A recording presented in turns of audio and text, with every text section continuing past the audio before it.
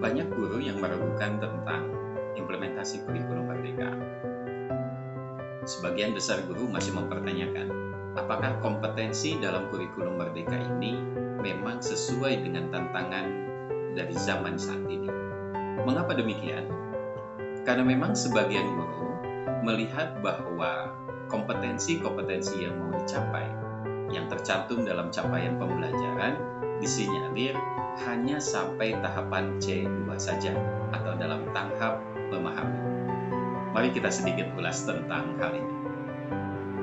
Sebagian besar guru saat ini masih memiliki pemahaman bahwa kompetensi akan diukur berdasarkan taksonomi Bloom yang selama ini kita ketahui.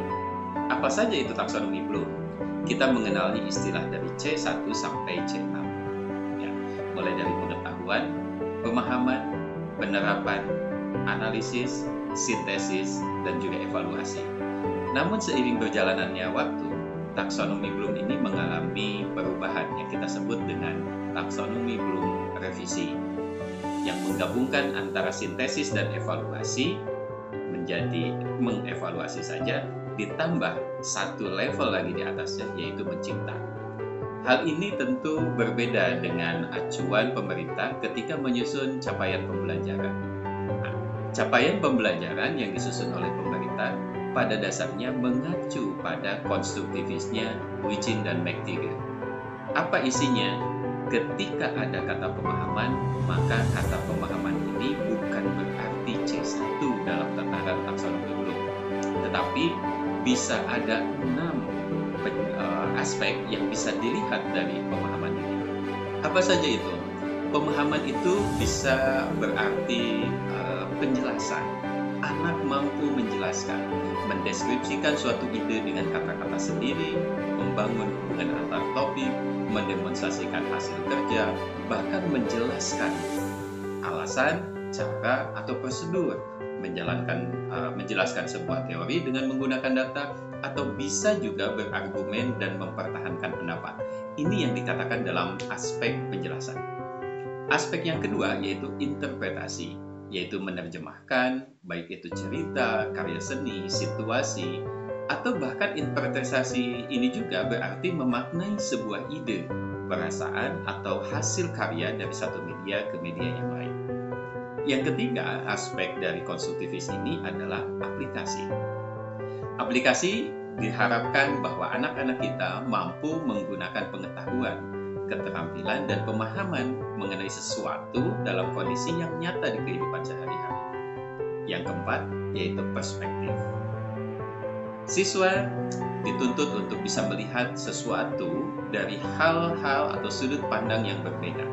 Sehingga ketika siswa mampu menjelaskan sisi lain dari sebuah situasi, bisa dikatakan ini adalah sebuah pemahaman mengenai perspektif seseorang. Yang kelima yaitu empati.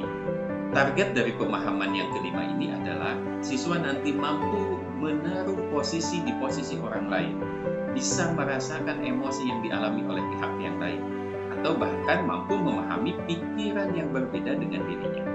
Dan yang keenam adalah pengenalan diri. Nah, di pengenalan diri ini, siswa nanti akan mampu memahami diri sendiri, bisa mengeksplor kekuatan, area-area yang perlu dikembangkan, serta proses berpikir dan emosi yang terjadi secara internal.